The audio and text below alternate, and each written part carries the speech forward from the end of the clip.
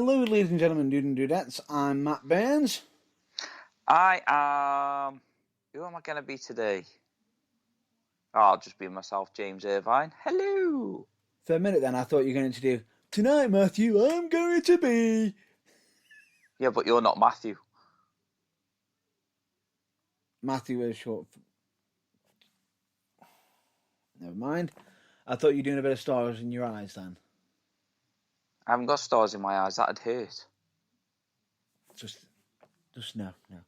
Anyway, you are listening to The Burning Truth. And just so you know, bit of a special one today because it's a Easter Sunday special.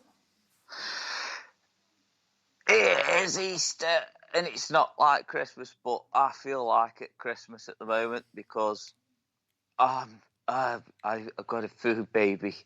Oh. You're not going to turn into a food coma baby, are you? I may have to halfway through the episode. You never know. Please, if you do, please don't snore. What are you trying to say? You trying to say I'll go sleep? No. I'm just referencing something else from the past. But no, never mind. Screw you, man. But yeah. Anyway, it's not just that. It's also the pre-WrestleMania week. It is pre-WrestleMania week, even though it's not Monday yet. But still, it feels like a Monday. Yeah. It does. I'd agree with that. And it feels like we're going to have a absolutely massively busy week. Yep. Massively huge, enormous. But anyway, would you do the honours, please? I believe you are referring to my watershed. That I am. Would you kindly? Would I kindly read the watershed? Yes, I would. Ladies and gentlemen, without further ado, I bring to you my watershed.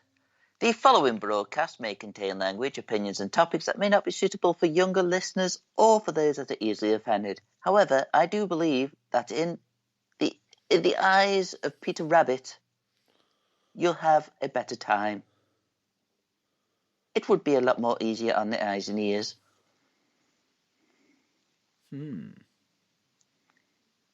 It's Easter. Easter Bunny. Peter Rabbit, get it? I got it. So we better get a hop to it, shouldn't we? What was that? Whoa! That was disgustingly brilliant. What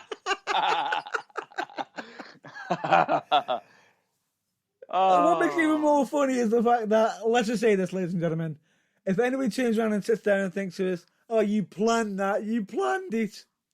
Believe me when I say this, we're off script. We're always off script. We're always #winging it. Always #winging it. Always. I'm always bringing it when I'm winging it. Oh, no. Damn, that was another slogan. Jesus. At this rate, we're just going to become a slogan company, aren't we? Yeah, I think we'd make more money if I'm being honest.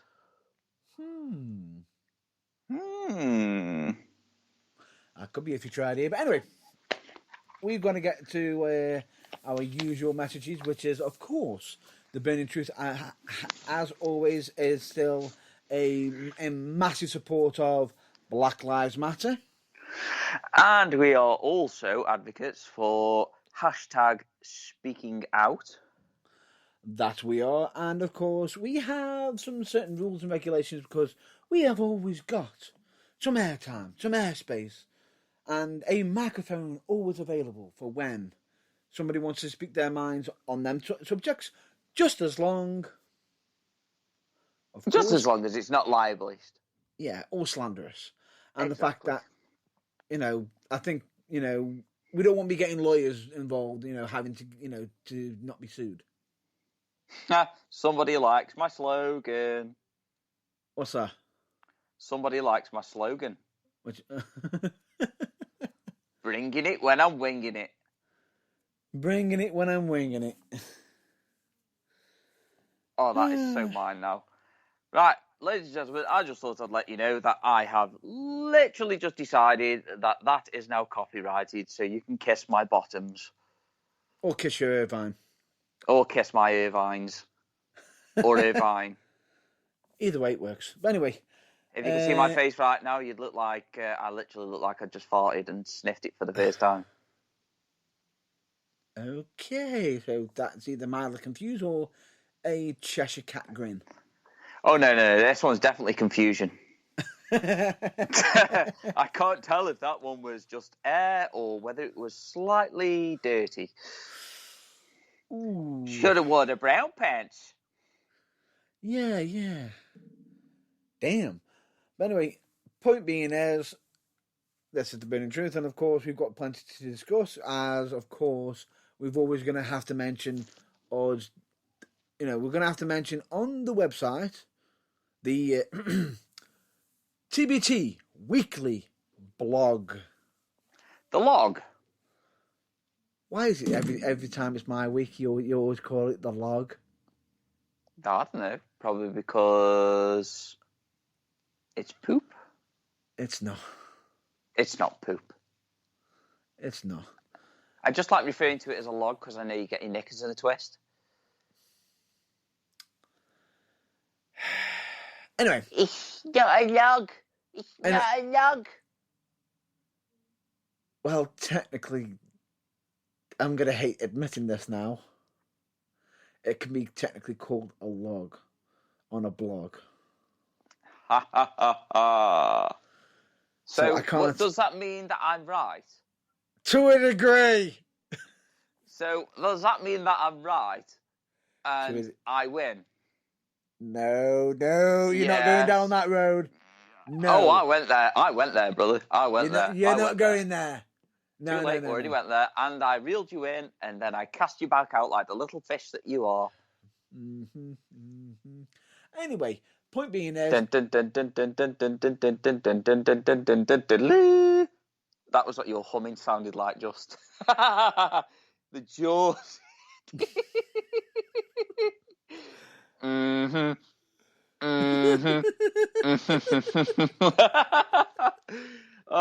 that was funny. I'm not even apologising for that. That's just brilliant. When we're out the pandemic, if one of us doesn't actually use this line, we're going to need a bigger broadcast. Yep, gonna need a bigger broadcast. That's just brilliant. That is just absolutely brilliant. But anyway, recommend you check it out, the blog for this week, especially with the message that's actually on it. Genuinely recommend you check it out, and that's what I'm going to say on it. I will say, however, this week we released on TBT interviews. We had none other than Chaos. And now, by if the anybody way, didn't get my reference that it was slightly chaotic, it's going to be absolutely chaos. Absolute chaos. What would be even more funny is the fact that you actually mentioned the person's name without actually revealing it. Exactly.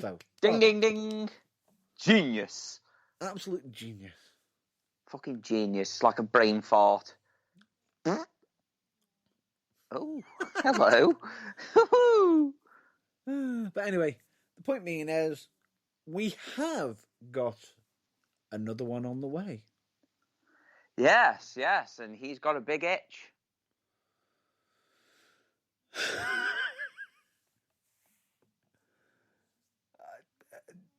Where do I go from there?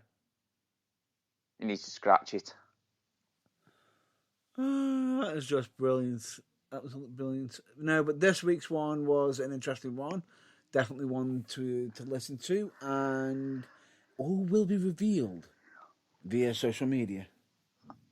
It shall be revealed via social media, because that does not sound creepy at all. Of course, it'll be all revealed on social media. But yeah, of course, but keep an eye out on that. We've always got more. We've always got more content, always building up, and we're getting bigger, better, and possibly even badder. Who knows? I would definitely say bigger. So we're growing. We're growing. We're growing. growers, not showers. Hey, hey! But Sweet, sweet little boys. Really? Well, I'm just saying what we are. Anyway, moving on. Let's get to the meat of this broadcast. Hot diggity. And not that sort of meat. Anyway, let's get to wrestling, shall we? And all I'm just going to say is, where do we go first? Do we go down WWE first? Or do we go down AEW? I'm going to go down AEW first. I nearly said something else then. You want to go down to the AEW first? Yeah, I nearly said I'm going down on the AEW. That's fine. That's your choice. Anyway, let's continue.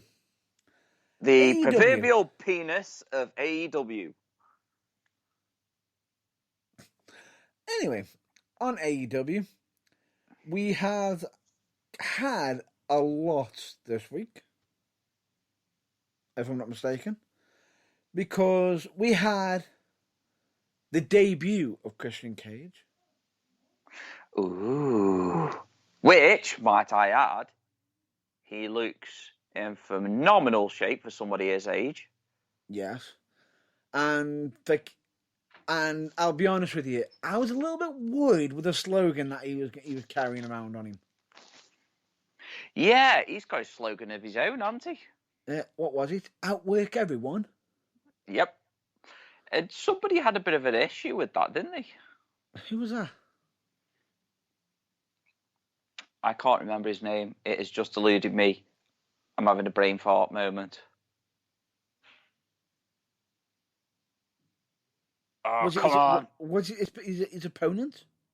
Yeah, his opponent. Yeah. None other than Kazarian? Oh, thank you. Ah. Yeah. Now, what was so weird with it is, and I thought it was brilliant, is the fact that they said, it's a feud that had, reigniting a feud, reigniting the battle, and everything. What was so interesting with this is the fact that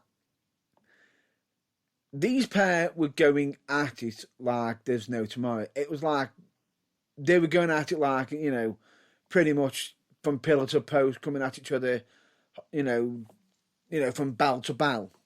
And it showed. Stop it. It's too easy. I was going to say hard and loose, but I thought, no.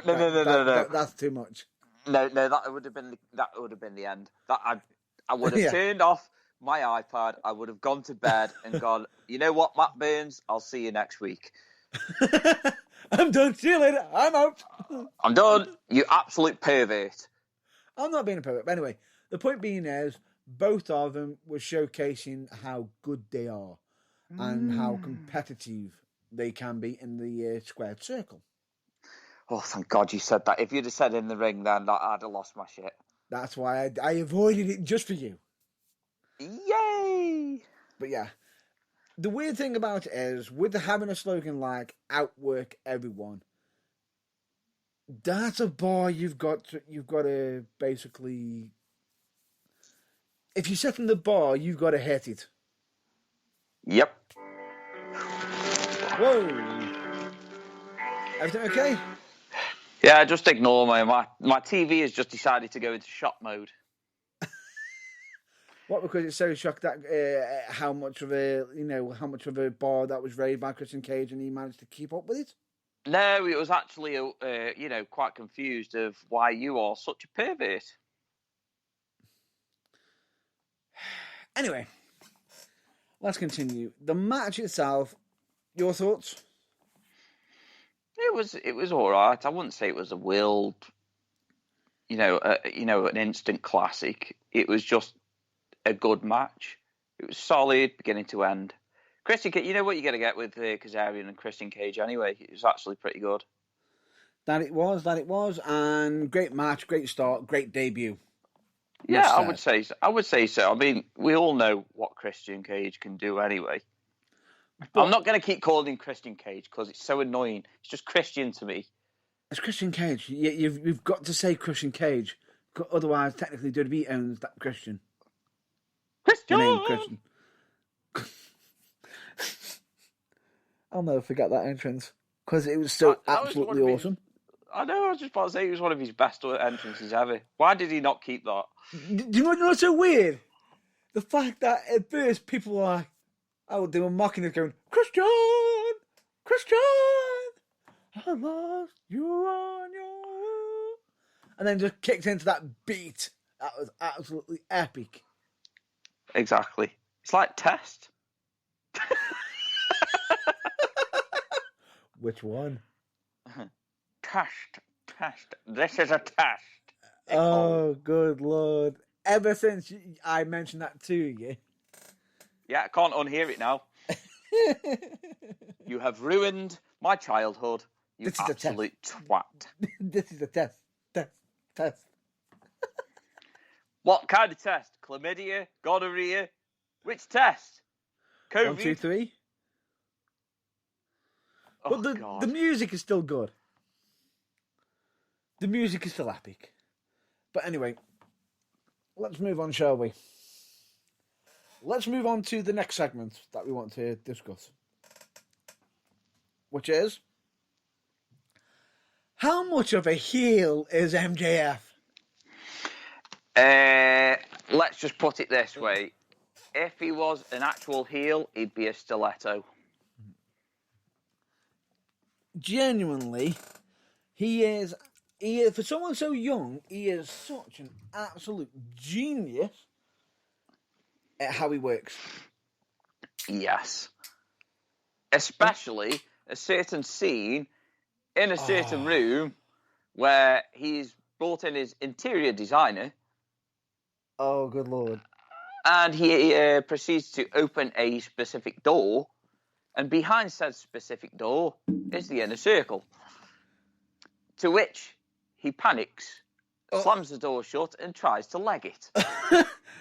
I think what made that even more funny is it wasn't like a regular panic.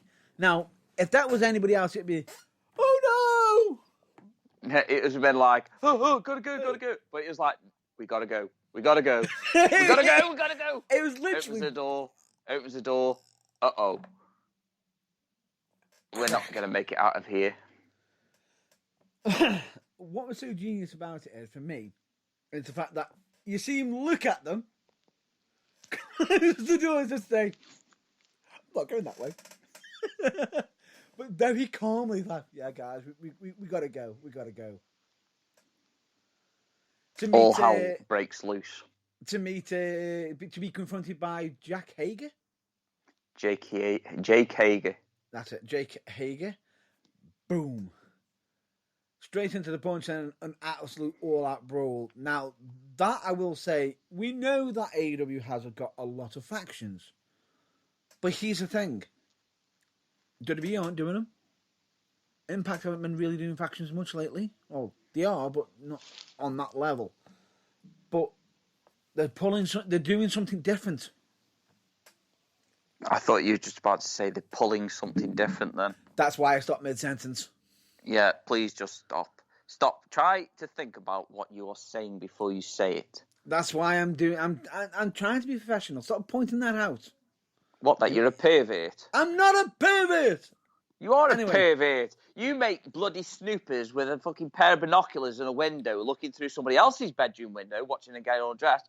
Look like a saint. Are you describing yourself there? No, I'm describing you. I'm Quagmire, mate. I can't. You can't say anything worse about me. It's just like, giggity. Does this look like a cue to you? Just like a cue to you. How about now? Anyway, point being is, that entire segment was absolutely chaotic and done in a sense of brilliant. We have a message. We have a message. Yes. Mr. Matt Burns is a super perv with his head in the gutter. Really, all I'm just going to say is, if you're having to, if you're the one who's assuming that I am, then you must be in the gutter as well. Just thought I'd point that out. Oh, I think somebody's going to be cruising for a bruising there, Mr. Burns.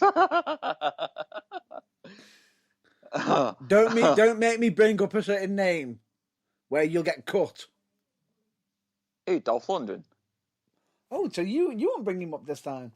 Yeah, I saw him. I saw him at the weekend. Saw Dolph Lundgren at the weekend.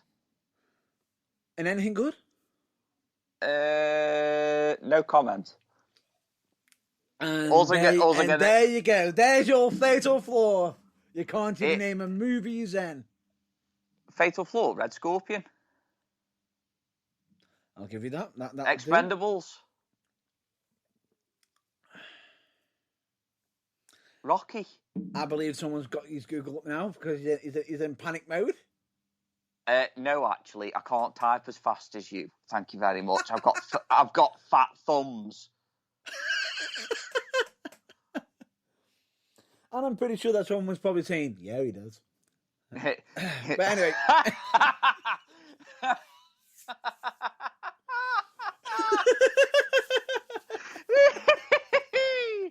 Oh, Anyway.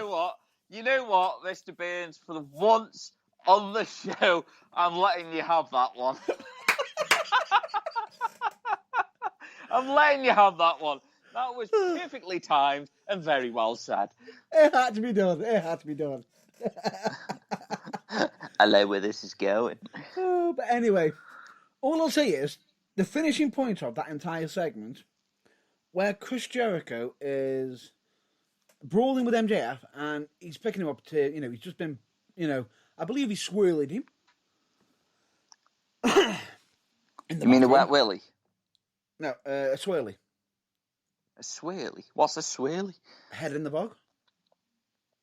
Oh, right, okay. You mean taking the Browns to the Super Bowl? Pretty much. But anyway, point being is, all I'm just going to say is, what was so good and interesting about it is, as he's picking him up, just before he's about to do a certain, throw his head straight clean through the, I believe, the Pepsi fridge. Damn you, Pepsi. Right? The line that Chris Jericho says to MJF, the worst is yet to come. Daddy. Where have we heard that line before? Right before he decided to try and kill or murder Shawn Michaels. Yeah.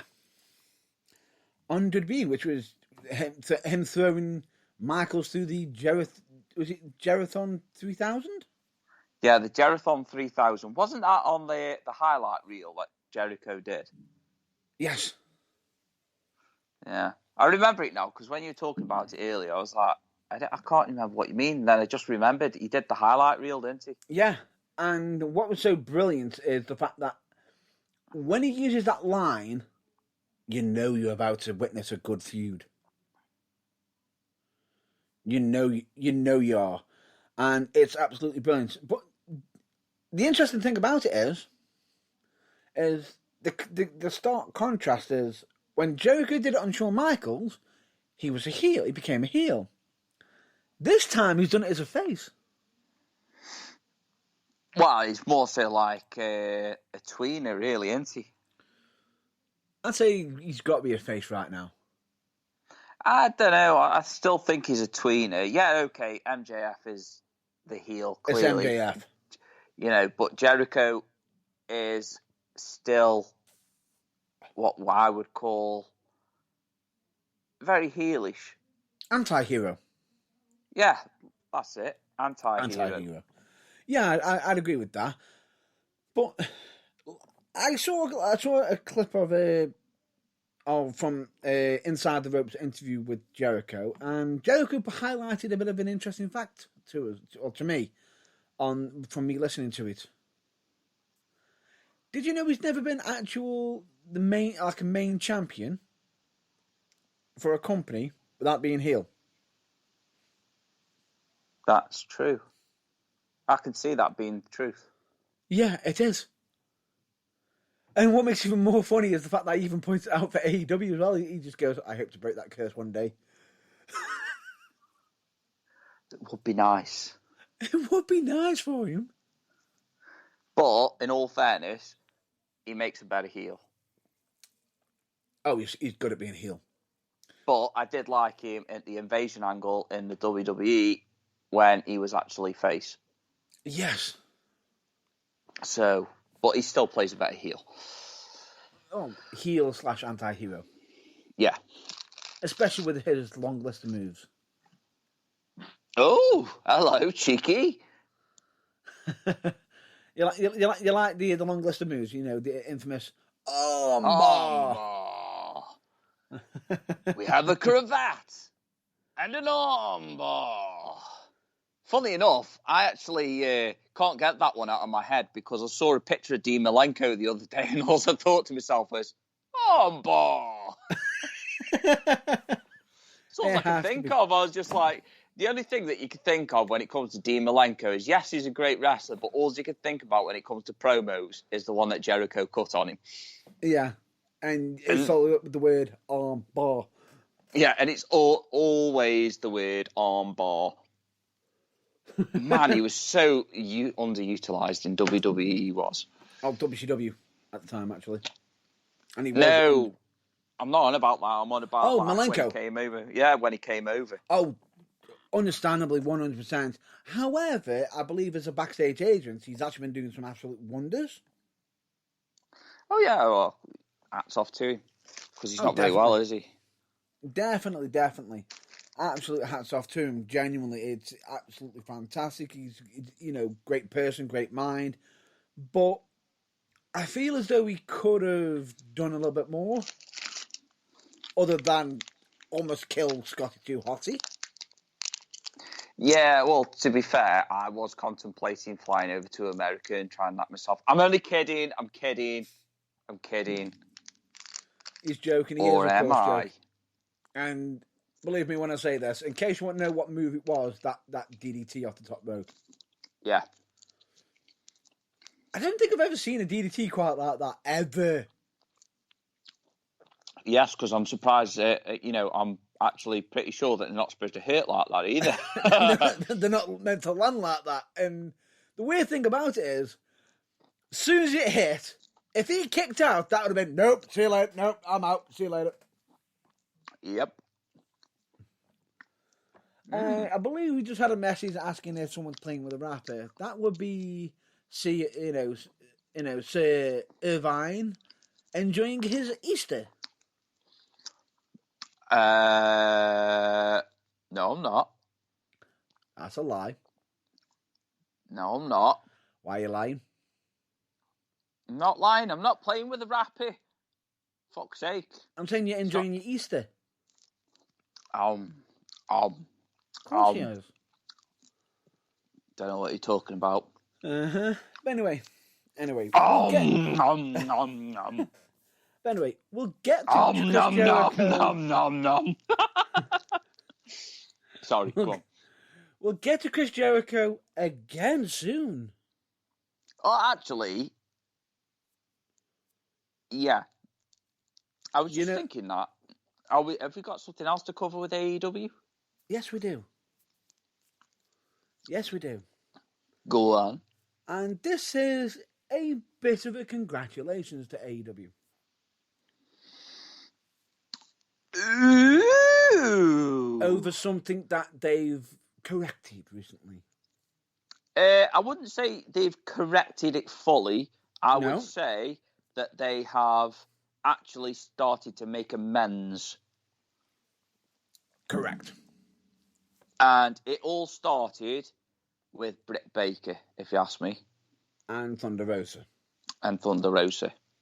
Yeah. The lights out match. Now, in case anybody wants to know what we're referring to, is the fact that the women's wrestling is getting highlighted more in AEW. And I know a particular person, another fan, actually asked us to cover more women's wrestling last year, I believe it was. Yeah, I can even say who it was. Yeah, it was Teak.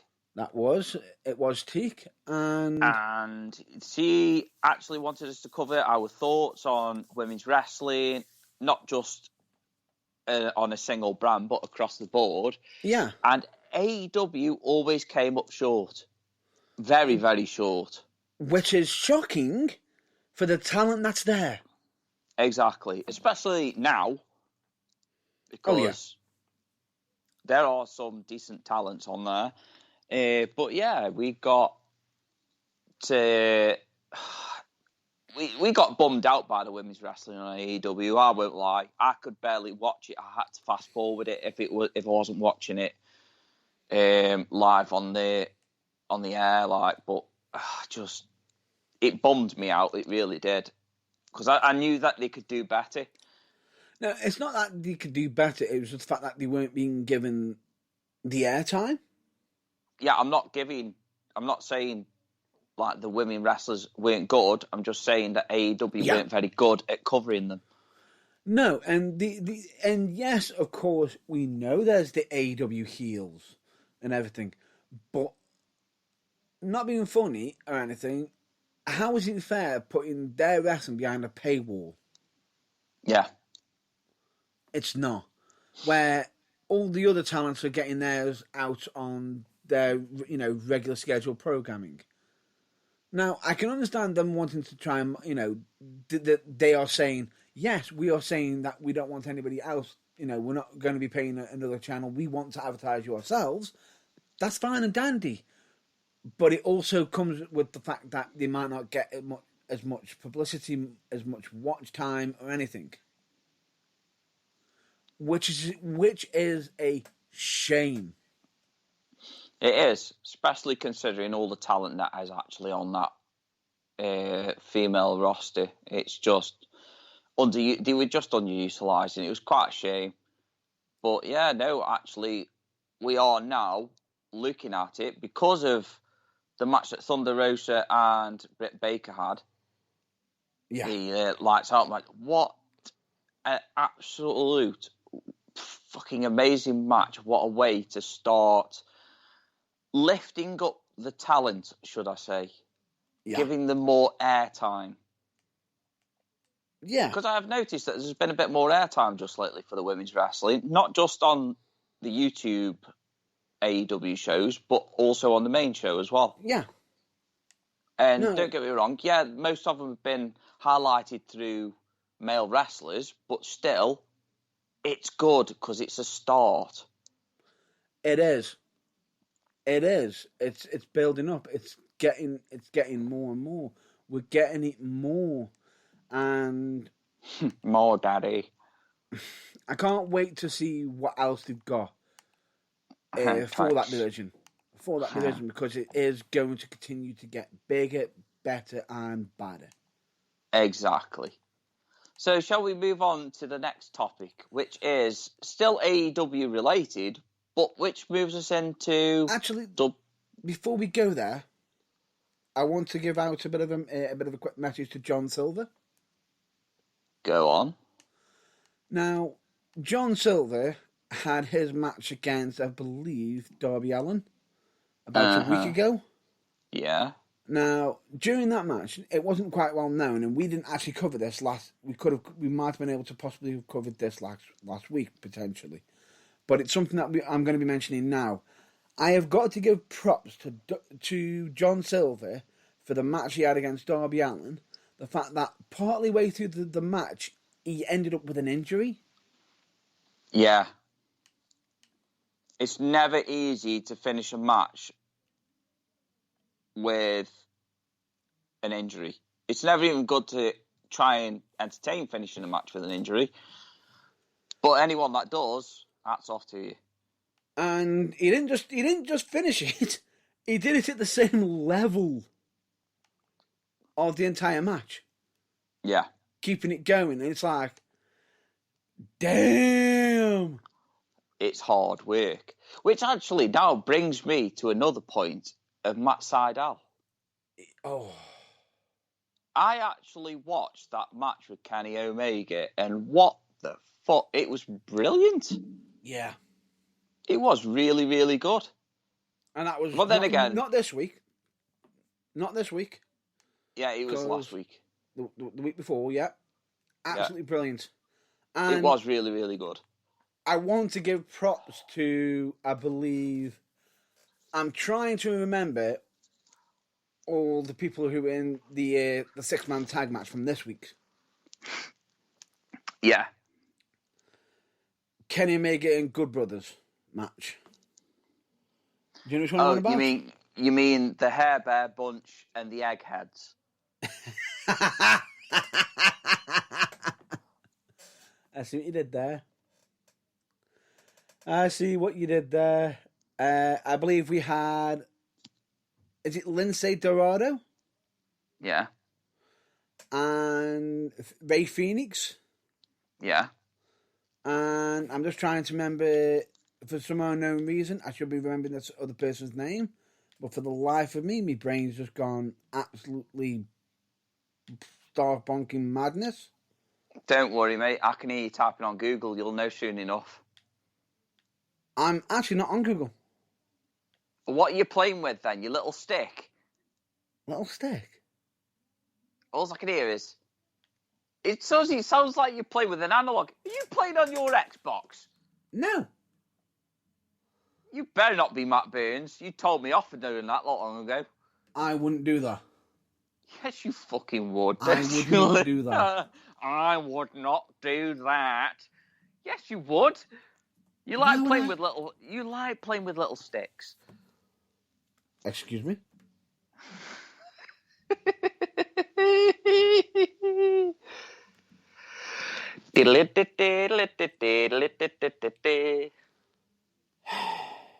Really? We're going to go down this road? Yes.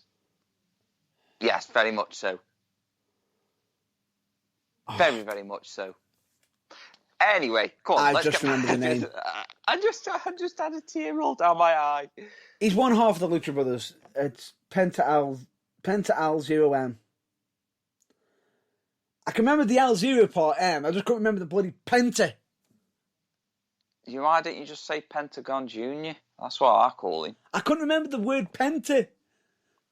Or Pentagon, do you know what I mean? But you can remember the name the L0M. I just couldn't remember the bloody Penta part. Yeah. But anyway, I've got to give props to that 6-man, especially to Ray Phoenix, for the spot that involved him tightrope walking across the... Well, not walking, running to take a penalty kick on, I believe, Kenny Omega's face. Well, let's just put it this way. Anything that he does to Kenny Omega's face is only going to be an improvement. What? It's just from one heel to another. Oh, I absolutely love it. It's hilarious. But to be honest with you, to have the balance to be able to do that, and at the speed that they did it, I'm just there thinking to myself, as soon as someone do it, it's like, he's going to kick him in the face, he's going to kick him in the face. Crack! I didn't know whether to be sitting there thinking that was impressive or did that hit? Yeah, I just about to say, you have to be careful sometimes. I wonder if they get fined for gimmicking as well. No. No, they don't. I'm just taking the piss. No, however, I believe Don Callis even had a T-shirt for it, which I believe the Young Bucks pretty much was ripped, pretty much get it off the camera, say, get it out of here, that doesn't belong here. Yeah, I'm not being funny, but I'm not happy with the Young Bucks. Yeah, I know. Not happy with them at all. In fact, actually, as much as I like to give Ray Phoenix and Pentagon Jr. Props, I cannot. Every time they face each other, it is an embarrassment. Don't get me wrong, it looks cool. if you're a kid, you look back, you sit back and you think, wow, that's amazing. How did he do that? Oh, wow, that must have really hurt. Yeah. Then I see what they do. Oh, fuck's sake. It's a super kick that they're doing. It's a super kick. Shawn Michaels must be rolling around the floor, having a massive fit, going, what the fuck are they doing? Yeah. Because it is a finishing move. If you get kicked in the face, it's a finishing move. But no, the Young Bucks and the Lucha Brothers seem to think that it's just... I agree with you, but then again, I'm pretty sure that Jake the Snake Roberts could say the same over a DDT. Yeah, exactly. That's what I'm saying, though. DDT can't just be used as a... The DDT, he got asked once, what does DDT mean? And he just went, the end. The end. Because it was. And I was watching the highlights. Well, it wasn't the highlights. It was to the 1997 Royal Rumble. Oh. Stone Cold Steve Austin had just not long won the King of the Ring. Yep. And they were in the Rumble match, and Jake the Snake came back. And everyone said, oh, that was the end of Jake the Snake at King of the Ring. It wasn't. He had many great matches after that. Yeah. He came in the Royal Rumble, and even the commentator said, you can hear these fans. I think it was Vince McMahon that said it. Yeah. You can hear the crowd chanting, DDT, DDT. Yeah. You know what I mean? I mean, come on. Can you imagine if he did it now, though? His hips would fucking blow out. Well, but I actually got I'm one of the rare few to be able to see Jake the Snake Roberts wrestle in the UK for All-Star Wrestling. And just from him appearing, every person in that place was chanting DDT, DDT, DDT, and getting louder. The man's an absolute genius at the psychology. Yeah, exactly. Just like Hulk Hogan, he can read a crowd. Oh, yeah. Why Jake the Snake wasn't more over? Yeah, it's just There's because... many different reasons why, and that could be a topic for another time. Yeah, let's do that then. Anyway, let's get back on track, because I'm fucking... We're going off sidetrack. What are your thoughts on AEW having the announcement of the House Always Wins event? I think it'll be all right. The only problem I have with it is, I believe that the House Always Wins event is a non-televised show. Right. So it's only for fans in attendance. Yeah, no, that's not good, because you're pretty much pissing in the face of... I mean, don't get me wrong, the WWE do it all the time with their in-house shows. Yeah. You know, some people think that the wrestlers are only wrestling on Raw, SmackDown, and at PPVs. They're not. They wrestle for the WWE. When the pandemic will be over, they'll be back on the road again. This is why, if you noticed, where's my favourite superstar this week? Oh, they're injured. Oh, why are they injured? They looked fine last week. They didn't go off it. It's because they wrestle in between that as well. And they are constantly on the road, and enough every day, going to different towns, different shows, and constantly always, doing the footwork, the groundwork, and believe me, being able to wrestle that much, I can imagine a lot of people saying it's an amazing thing to be able to do, but at the same time, that's got to take a toll on your body. Yeah, I was about to say, it's going to take a toll. It's going to take a toll, don't matter, even if you just like a mat wrestler where you're just not airborne, you just keep it on the ground. It can still happen there. It can still happen. It's easy to pull a muscle just by rolling through into an armbar. I see what you did there. But yeah, the weird thing about it is, it's a good idea what I think they're doing for the fans and everything, putting that unique thing. But to make it as a special announcement, especially with the fact that I just thought it's a nice announcement to put out on YouTube, but at the same time, I feel like as though you're limiting your fans. Yeah, I was just about to say, and not just that, though. You've got fans all over the world, and you're practically pissing in the face. Because, I mean, even at these WWE in-house shows, they're still recorded. Mm-hmm. They're still recorded, so surely you'd look at it and go, well, actually, yeah, we could possibly do this as an AEW dark show or something like that.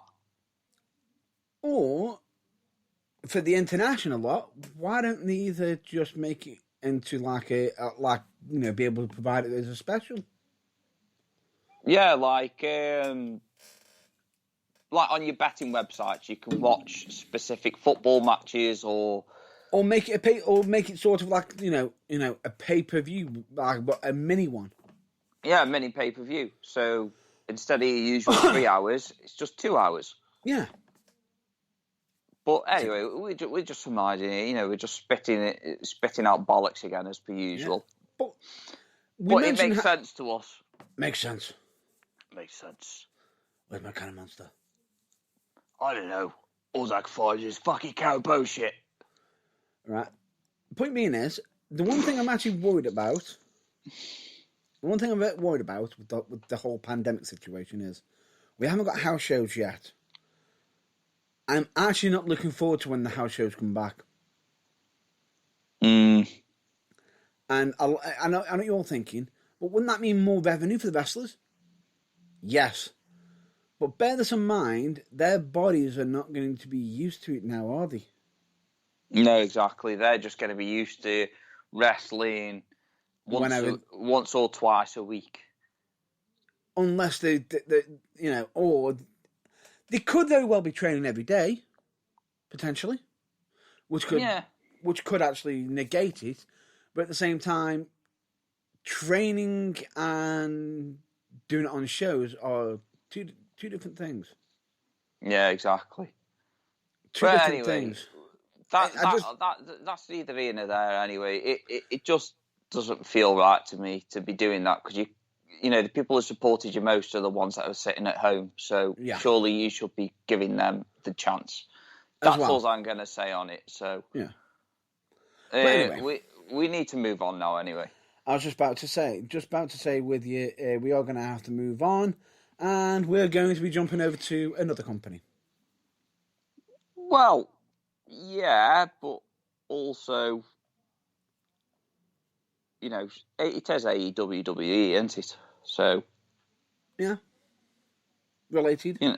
Now, and I know you're thinking, hang on, AEW WWE. What are we hinting at there? Well, bearing in mind this came roughly about April Fool's Day. Yes. So everyone already thought it was a joke. Yes. Everyone thought it was a joke. And I will say, props for it. If it is a joke, props for it. I'm fine with that. If they got us, they got us. No worries. But they didn't. It turned out to be real. It turned out to be legit. And in case if anybody wants to know what we are referring to, remember when we said we had that other topic of Chris Jericho? Yeah, we got another topic for Chris Jericho because obviously he just cannot stay out of the limelight.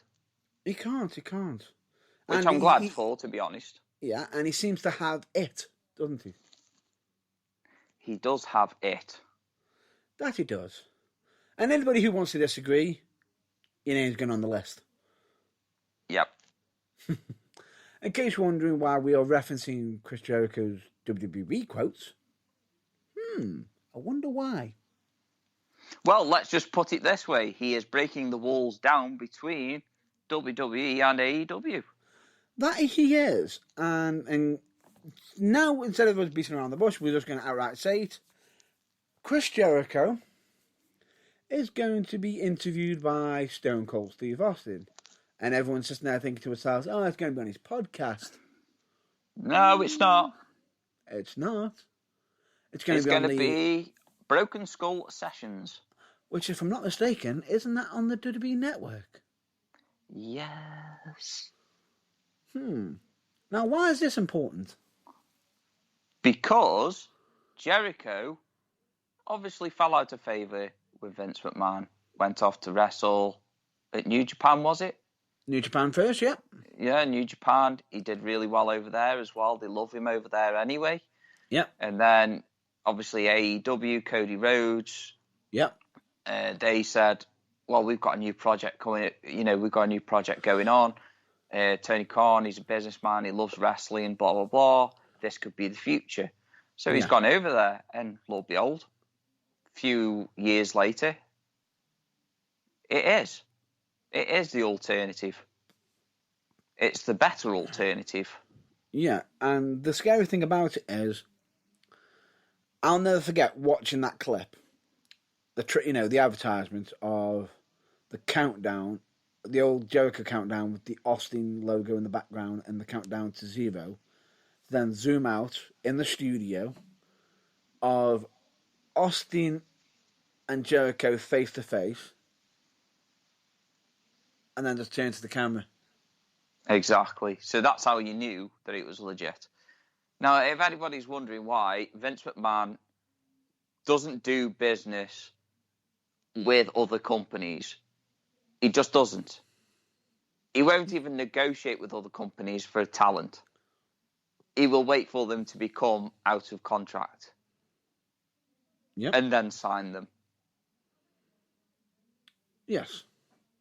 So, for Vince McMahon to allow this to happen, for a lot of people, it seems to... For me, personally, I just don't see what the big deal is. But for a lot of people, they're like, oh, God, wow, this is massive, this is huge. I'm shocked. Here's the thing.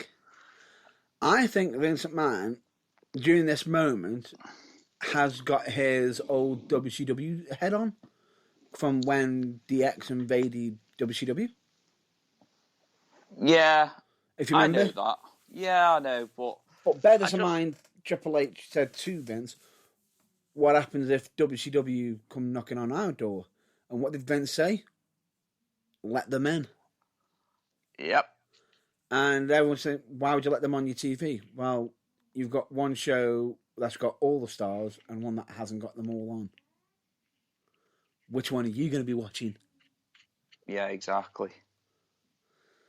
And the fact is, it could be Vince just having a spark moment and just sitting there thinking, no, let's do it, because this is going to be a great way for numbers to, absolutely accumulate. It's going to be absolutely brilliant. But a lot of people are talking about, is there going to be any restriction talk? I don't think there is, because regardless of it, Austin will do what Austin does best. And that's whatever the fuck he wants. Which is shoot from the hip. And I feel as though it's going to be very, very interesting in regards to it. Now, at the same time, it's just going to be something it's just going to work. I think it's going to be absolutely brilliant. It's going to be definitely one to watch. And bear this in mind that when I first saw this picture, when I saw it online first, it wasn't a clip. I just saw the picture. I just went, oh, look, that's a really good Photoshop. And then saw the clip. Yep. Like, okay, I've just been made out into a liar. Have I been April Fooled? If I have... Well, technically, you had been April Fooled, really, though, hadn't you? Because you thought it was a joke when it turned out not to be. It's an anti-April Fool's. Yeah, exactly. So it's kind of like... Yeah. Yeah.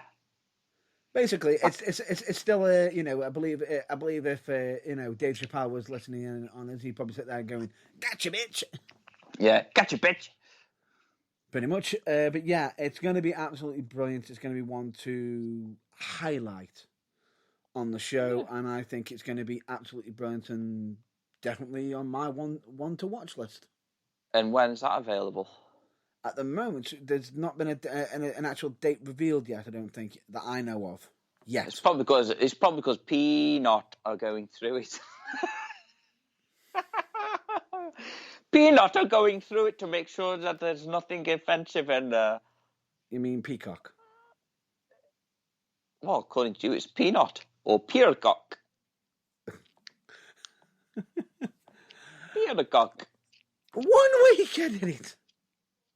1 week. You got it wrong, you cocked up, you fucked up, and now you're embarrassed because I call you out on it. No, it's something I find hilarious myself, and if we ever do a blooper reel or anything like that, I'm going to have to find a way of getting that involved in it. Oh, there's going to be plenty of hours of blooper reels in there somewhere. It's just, who do we get to listen to it to tell us where the bloopers are? I may have to pay someone for that. Yeah, I just about to say, may have to pay somebody for that because that is it's an issue. Yeah, but genuinely, we'll definitely make sure to have someone paid for it, and it'll be plenty of fun. Oh, yeah. So,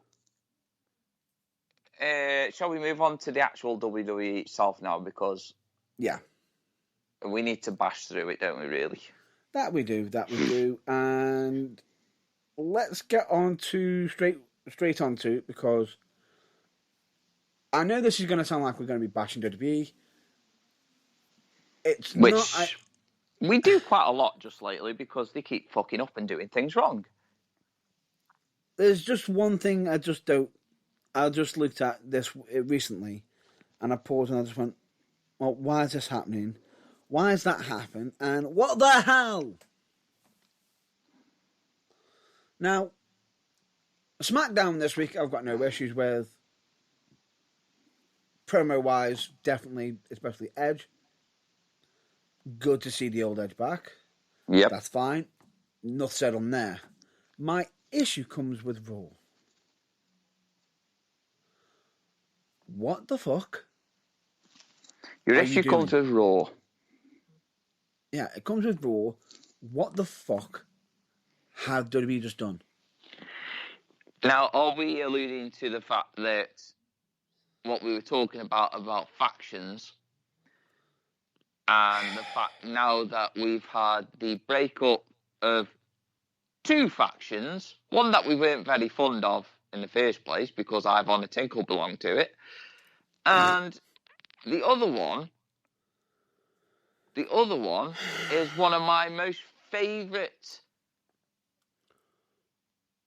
black male represented factions since the Nation of Domination. Yeah. And that is a long time, by the way. That is a long time. That's over 20. That's over, when was the last time Nation of Domination were on TV? It's like 1999 or 98. I'm just trying to think when they were about. Because they were still about, weren't they, when The Rock was champion? Oh, they started in 1996, was it? Yeah, 96, and I'm sure they lasted up till about 98, 99. If they lasted any longer than that, that's great. 98. 98. Yeah, so 1998. So 1998, yeah, because you had like the APA, didn't you? No, it wasn't APA. Oh, no, you mean the Acolytes. Yeah. Yeah, I mean the Acolytes. The APA was like 2001, wasn't it? Yeah. But yeah, so it's one of my favourite factions that I've seen, all because of MVP, who I was never really a fan of when he first came on the scene anyway, because I thought his gimmick was boring. Mm-hmm. But I don't know, I just fell in love with them. They're just great. Got Shelton Benjamin, who's the veteran of them all, realistically. MVP was considered the veteran, was meant to look like the veteran, but I would say he was more so of a manager, though, really, wasn't he? Out of the three of them, you got your high flyer, your workhorse, and your powerhouse. Yeah, and you've got your all-rounder, which is MVP, hence why he's called MVP. Yes. Most vertical primate. Versatile, not vertical. Most valuable player. Nah, I like to call him versatile. Yeah, yours works better.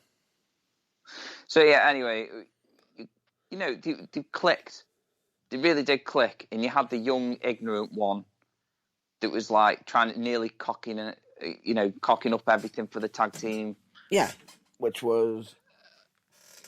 getting too big for his boots. Cedric Alexander, which was working really well.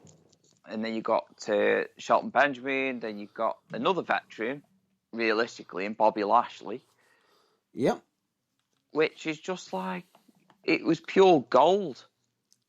One minute, what really ticked me off there, you couldn't work out at one stage whether they were heels or faces. And that's where it comes down to. Yeah, because now, are they heels again? I don't know. But now, it doesn't matter. They've had to lighten the load. And do you make it worse? The reason behind the lighten the load? The reason? Vince McMahon, or as you would put it, Skeletor. He-Man. Someone get Dolph Lundgren to be He-Man, please. Again. But anyway, all I'm just going to say is, it absolutely annoyed me and enraged me the fact that they just broke him up. Now, there's two arguments here. Alright? One argument is Vince McMahon's done it because that group was getting over. Yeah, but we also know that Vince McMahon also really struggles to favour black talent. Now, as much as people might disagree with me there, look at the track history. Tell me, other than The Rock, how many other well-known superstars, black male superstars, have been World Heavyweight Champion or WWE Champion? Mark Henry. Right, that's one. Mm-hmm. Booker T, there's two. Yeah. Bobby Lashley and The Rock, that's four. Stumped now, aren't you? I'm not stumped. I'm just wondering on one person. I'm just having to literally, and this is gonna be the one time where I'm gonna openly admit where I'm gonna have to actually check this out. You're so lucky that your favourite quizmaster isn't listening now, because she would literally laugh her head off at you right now. No, I was just having to. Nope, he's definitely not. No, definitely not. Who are you thinking? No, I'm not mentioning it. No. Why? No. I'm just thinking. No, he wasn't. No, he didn't get up there. He wasn't up there. But it's just a name. Drop the name. No. It's all right. No, all I'm right, just saying. No, cat. No. I wondered if he was. For a minute, I did wonder if Ron Simmons was a main event champion in WWE, but he wasn't. He was WCW. I was just about to say, I could have told you that. Do you know when you just have one of those moments where your brain just goes blank? Yeah, many a times, like when we go live on air and I just talk bollocks for 2 hours. Anyway, let's get back to it. The fact is, for me, it just feels as though it wasn't happening. And I feel a little bit unfortunate because how they did it. It was just suddenly. It was literally, right, Hurt Business has just lost the tag team titles. Okay, you've lost them. Then you had a handicap match against Drew. You lost that too, and now you're out. Yeah, it's like, how many times did Cedric Alexander cock up, and how many chances was he given when he first came round? And now all of a sudden, because they've lost the tag team titles and that, it's just bad. Now, who did they lose the tag titles to? Oh, no. Oh, no. Oh, dear. By any chance, is it them unicorn-wearing motherfuckers? MK wearing now. Oh, my God. Yeah. How many times had the New Day got to be... You'd think to yourself, they give a new tag team the opportunity. Yep. Why? Why? The New Day don't need them. And this is why the New Day becoming very stale. Although very talented and really, really good, they're becoming very stale. Yep. They are like becoming the new... Oh, I don't know. They're becoming the new John Cena of the tag team championships. I agree with that. Or the new Randy Orton of tag team championships. It's funny, as a tag team, they were a three-man. Yeah. You know, Big E is now a single superstar, and he's not even been given a shot at a fucking top title yet. No, because he's the Intercontinental Champion. Yeah, but that's what I'm saying, though. It's taken this long. They've broken them up, decided to break them up, to give Big E a chance. Just why? And it makes it even worse. Do you know how many times they've been tag team champs? Oh God, I don't know. Probably 1, 2, 3. I haven't got enough fingers or toes to count them. You actually don't. Oh no, if you include your toes, you do. But not on your hands. Something like 14 times, is it? 11. 15. Oh fucking hellfire! So what record are they going for? They hold the record, don't they? Not sure. I don't think so. I hope he's off on Google again. No. This is I'm not on that. Most decorated tag team around the world would be, I think, if I'm not mistaken, Dudley's. So that's what they're going for. If they're trying to under WWE alone, good luck. Yeah. Good luck. Because Dudley's have held numerous tag teams, and bear this in mind, I believe they actually had the most tag team titles at one given time. At one point. If I'm not mistaken. Yeah, well, I was just about to say, so one of them technically they didn't. Oh, fuck. It, again, annoying. Just, yeah. Weird. Oh, actually, I just thought of another... I just thought of another, another certain champion. Kofi. Ah, yes, Kofi Kingston. That's 5. To how many white wrestlers? And let's move on. You get where I'm coming from, though, don't you? Yeah, I do. It's just I get you. It's taken far too long to get to this stage. It has. And the fact that Kofi Mania happened by default. No, by a lock. So default. Yeah, and to make it even weirder, whose position did he fill in for? Daniel Bryan wants it. No. Mustafa Ali. Ah, Mustafa Ali, yeah. Because he was injured. Ah, yeah, because they were doing the whole Saudi Arabia angle, weren't they? I think. I think they were going to go for like a Saudi Arabia show with him as champion.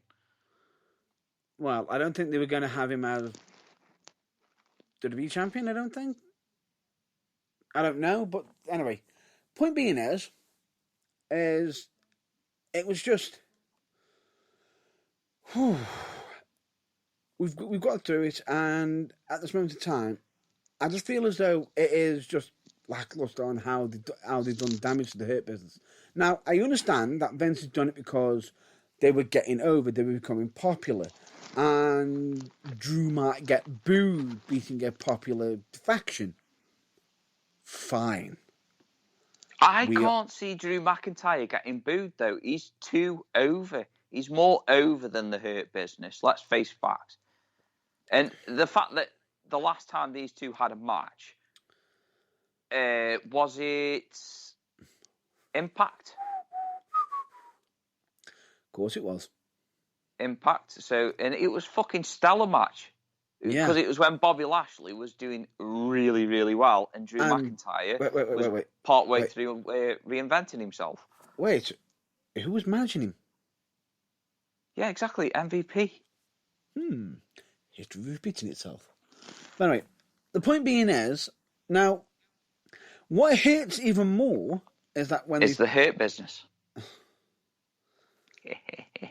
Yeah, boy. Let me just get this off my chest, because there's quite a lot to unfold here. Well, hopefully not too much, because we need to plough through it. No, that's why I'm trying to get straight into it now. Anyway, the point being is the fact that they broke him up because they thought that Drew McIntyre would actually be probably booed. Fair enough, that's fine. But then why didn't they just save it until after WrestleMania? Because then he could, because Bobby Lashley lost the title, he could put the blame on them and then probably drop them out the group for a major reason, because he just lost the main championship. What a great way to do it if that was the case. The issue I have with it is the fact that when they did it, they got MVP put out a statement to say, no, we haven't broken up the Hurt business, we've just downsized.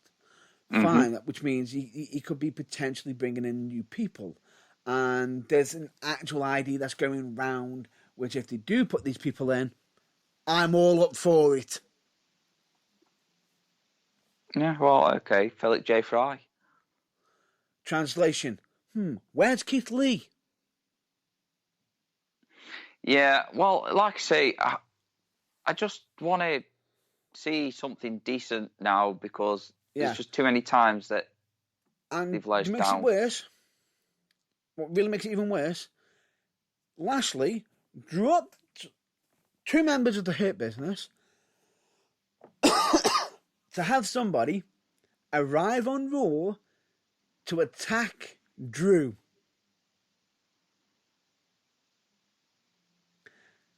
And don't it hurt even more? Who it is.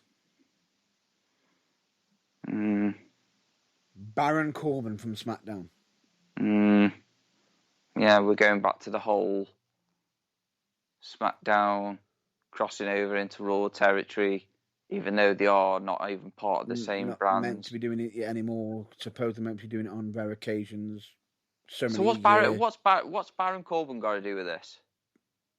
He's attacking Drew McIntyre so he can have a chance to fight. A chance of what? To fight Lashley at WrestleMania instead. He's fucking SmackDown brand. Yes, we know. Oh my God, I think somebody's rather confused about what show they're on. And there you go. And now you see why my brain is just broken. I think the reason why they've done it is simply because the quiet fact of Baron Corbin has always been an outright heel. And did we like to relying on him, but he is now being relied across 2 damn shows. Yep. And his schedule to face Drew McIntyre on Raw this week.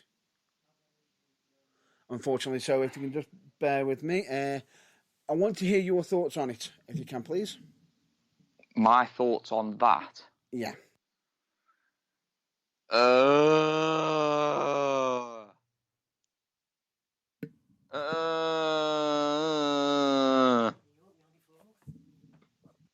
Why? I don't know. It's just one of them things. I just find that the whole separation of the brands is ridiculous. You know, if we're going to be doing shit like this, then why not just put them back together again? My point exactly. Why not just have it like it was back in the Attitude Era, where it was Raw and SmackDown? They both came on the respective brands, and you could still have 2 championships on both shows. That's what you can do, but you could have, like, for the main championships, it's quite simple, really. For the main championships, like the Universal Men's and Women's, your top 2 championships for both them, you could have on Raw. Because let's face it, Raw is the flagship show. It always has been and always will be. even though it's losing more ratings. Yeah, but it's still the flagship show. It doesn't matter what you say, it's still the flagship show. Yeah, okay, SmackDown's doing really well, but, well, as well as can be. But still, you can't keep this separation going on. So why not just have SmackDown used for the main championships to be showcased on Raw and fought for on Raw, and then just the main championships use SmackDown as a leeway to promo Raw. Do you know what I mean? So we can actually have some wrestling. So we can actually have some wrestling on fucking Raw, rather than 3 hours of shenanigans and tomfoolery. Well, they won't. But the problem is, for me personally, they're doing between the three of it, between all the shows, they're trying to make Raw the dramatic one and SmackDown more the wrestling based one, which I'm fine with. I have no issues with. I just feel as though when they're mixing the talent up like they are with Baron Corbin, it's just really they couldn't pick anybody out of that entire locker room on Raw that they had to bring someone from SmackDown in. Yeah. That's my issue. That's my issue with it. Yeah, and that is a big issue, though, to be fair. And to counteract it, I understand that they were probably panicking that, a popular group getting beat up by Drew is not going to help get Drew over. Okay, that's fine. But it stacks the deck against him when there's more of them. But then having him banned at ringside over the handicap match was like, okay, fair enough, he's not involved. But they could still get him involved if the referee got dropped or something. If you get what I'm saying. Yeah, I mean, don't get me wrong. I see sort of a silver lining to it that you really need to push Lashley now as a single superstar. But what's really helped Lashley over the last 6 to 12 months? The group, the Hurt Business, and MVP, which has been one of the best stables throughout the pandemic. Yeah, exactly. And, well, it hasn't, if you look at Lashley, you can't really say that the guy isn't a good talent. He used to be shit at promos, but wrestling-wise, really good. Yeah. Very intense. But now it's like his promos are really good. His wrestling's really good. I just feel like we dragged the feet trying to make him champion. Yeah. And how did they make him champion? Quite suddenly, beating up The Miz. Yeah, exactly. Another default. All because they needed him get rid of Money in the Bank, and he made a promise. Mm-hmm. Wow. And plus, he had to fight. He needs to fight Bad Bunny, 1-on-1, mind you. Yeah, that's just terrible. Anyway, before we continue on, I'm just going to say upon this 2 things. One, on the whole women's division, WWE, you're going to be falling down into the AEW category because 36 seconds for a match. Wow, that's quick. Not good. To then have every women part of the women's tag team match to be involved on SmackDown, suddenly come out of nowhere and just go boom, boom, boom, boom, boom, boom, boom, boom, boom, finish. Doesn't mean anything. And as we say, go home. Yeah, and on top of that, you don't want Drew getting booed. Okay, so you got rid of the Hurt Business. Fine. Then why is that you got Drew duking it out, challenging everybody in the back, demanding someone step up to him, being mean and everything, and then having a match against Ricochet. Who's the face? Teasing Drew as a heel? Nope, and pummeling him. And then immediately after pummeling him, having Mustafa Ali come down and attack him. You won't fight me, let's fight me, and then he beats him. Two guys who the fans have been trying to get over, but WWE won't let them break that glass ceiling because they do flippy deeds and stuff. Yeah, but still, at the end of the day, it's probably just Vince flexing his muscle, saying, "I do that. I control this shit." Which is a bad thing to be doing when there's so much. Yeah, but he's been doing it for years, though. You know this by now. It's just a lot of. It's a bad flex to be doing. It's a very, very bad flex to be doing. But let's move on, shall we? Yes, please do. Wrestling is just bumming me out now because it's WWE yet again. That's bummed me out. I'm just going to say, let's move on to NXT. Mm-hmm. Quickly. You don't do quickly. I'll do it quickly. We've got NXT, I believe, the Stand and Deliver pay-per-view, which is TakeOver, which is going to be absolutely amazing and something I'm going to be definitely wanting to check out. We will be most likely be doing the predictions, which we hopefully be getting out as soon as possible. Tomorrow, if we can, on the website, if we're not mistaken. Yeah, like we say, it's going to be a busy week this week. Right, it is. And on top of that, we've actually got it now officially known as that NXT is going to be moving from Wednesday to Tuesday. Oh, God. Which is going to be a positive point I'm going to be making. Now, I know a lot of people are going to say, but it doesn't impact wrestling on Tuesday. But no, did different viewerships. Their viewerships don't exactly go down, and Impact Wrestling have been doing quite well. But I feel as though this is going to benefit AEW and WWE because their numbers are going to go up for NXT and AEW. Yeah. Well, we'll see about that anyway. But more on that on another week. Would you agree with that? Yeah, we could cover that another week. And we've got... What I'm just going to do is so we can wrap up the wrestling as all done and dusted. Let's mention the epic wrestling moment, shall we? Hell yeah, I'm on fire! Now, the reason why I say this is simply because this week's epic WrestleMania moment happened at WrestleMania. And it's one that was kept very, very quiet on the television network. We had to find this out on news outside and from other people, which is involving WrestleMania 33. Any idea what it was? Well, I'm assuming that not only Kane likes fire.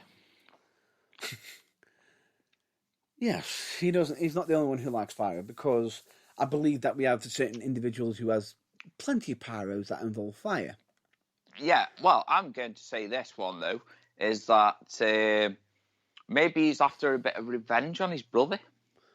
It could be, or it could just be the fact of what happened in the main event. Now, there are some of you that don't know, the main event was Roman Reigns versus The Undertaker. Oh, fucking hell. Oh, that bummed me out. We're not covering the match. We've already covered that. Woohoo, thank you. What we are covering is the fact that when Roman Reigns beat The Undertaker, boo, and Undertaker was leaving, he has pyro, doesn't he? Undertaker does. And originally, this was meant to be Undertaker's big send-off. Meant to be. As he's walking off, the pyro goes off, and unfortunately, it accidentally set fire to the WrestleMania. It set the actual WrestleMania stage on fire, and people were having to very vacate the area very quickly to not be burned alive. I told you. I reckon Kane had sabotaged it. You think Kane sabotaged it? Do I'm putting it down too? Idiocy. No. Undertaker was so upset to losing to Roman Reigns. Yeah, it was just like it was like the crowd have literally just booed both of us into oblivion. So now I'm going to set myself on fire. I'm going to set the stage on fire. Forget it. God damn it. We all know that, having pyro can be dangerous anyway, but that's just fucking hell. Yeah, definitely. And it's a moment that will just be, although it's not as bad as what happened during a certain Elimination Chamber match. Does anybody know about that one? No. I believe we have covered this once before, but I'll repeat it again. And this is Undertaker again with pyro. Undertaker makes his grand entrance, and with the Undertaker, does he have the quickest entrance? No. It takes him forever to get down to the ramp, and he's got to go down the ramp, up some stairs, into his pod. It's about 5 minutes, isn't it, his whole intro? Usually. This one suddenly happened in about 30 seconds. By any chance did his music go...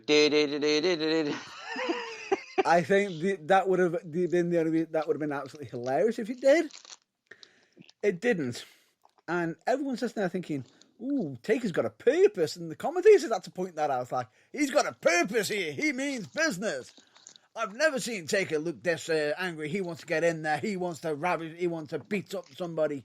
He wants to punish. And it was like, why did he move so quickly? Until we actually had some fan footage. Now, originally, there was talk of on the stage where Taker's going to be standing and where he's walking.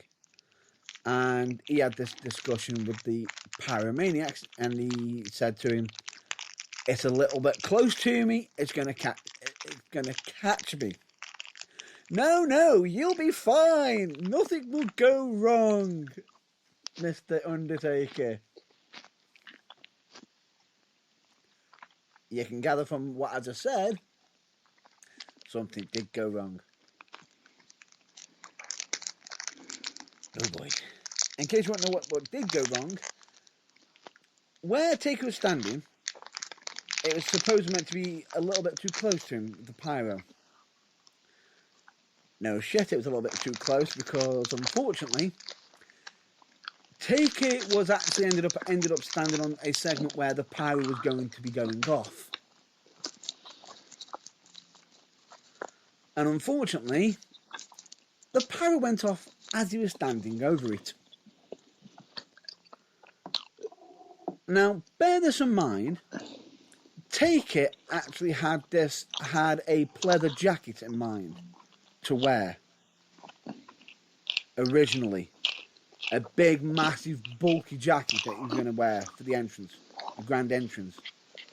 And just before he went out, in his own mind, I don't know why, he literally just goes, no, I'm going to go out in my usual jacket because as much as it's going to be heavy, it's going to look grander and everything. I'm in an Elimination Chamber match. I don't be looking knackered. I won't say, reserve my energy. And just by the simple fact of him changing his jacket, ended up saving his skin. Quite literally. Because when it went up in flames, it almost technically did actually melt the jacket, but it didn't melt it to his skin. If he was in the other jacket, it would have melted to his skin. And most likely not have come off. When it happened, Taker walked straight down the ramp, straight into the ring, and immediately as soon as he got in the pod, he is grabbing water when the camera is off him to pretty much douse himself as quickly as possible because he has third-degree burns. And then immediately after that match had finished and Taker walked to the back, let's just say the pyro guy was very lucky he wasn't in Taker's sight. Would you agree with that?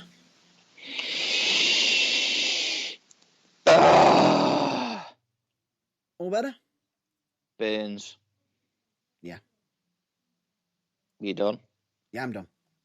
All done. Thank you. Shall we continue on to the non-wrestling topic? Yes, please. Would you care to start us off? Yay! Now the wrestling part's finished, we are going to be talking about our non-wrestling topic, which is this week. Sweets and things that you used to have as a kid that aren't necessarily around anymore. Or have changed in some form of way. Yeah, so they're not around anymore. No. Or, no, they are around, just been altered. Flavour been changed. Yeah, exactly, so they're not the same thing anymore. Exactly. So, would you care to demonstrate on what we are referring to? So, when I was a kid, I lived in the countryside, and there was a shop that was about a mile away. And me and my sister used to walk to this shop after Mum giving us about £1 each. 50 pence a pound each, which, bearing in mind, back then got you a lot of fucking sweets. Oh, yeah. A lot. Oh, my God. You don't even know. No, that wasn't a Jesse James Road Dog. So, yeah, me and my sister used to walk to this shop. We used to go in, and all over the back of the wall, it was a big, long wall of tubs of sweets. Yeah. You don't see it very often anymore, but back then, there was loads. And also, you used to get the little drinks. So back then, a penny chew used to cost a fucking penny. A fruit salad and a blackjack used to cost 2 pence. Yeah. A penny to 2 pence. It went up slightly. Yeah. Ooh, hello, sister. Fizz Fuzz Fuzzy Wuzz Rip Rap Teared Horse and Growly. I do apologise, I seem to have let rip. Oh, you're full of hot air. Woo! Anyway. Spicy! Anyway, the point being is we're going to be covering when chocolates and everything used to be a lot cheaper and used to be...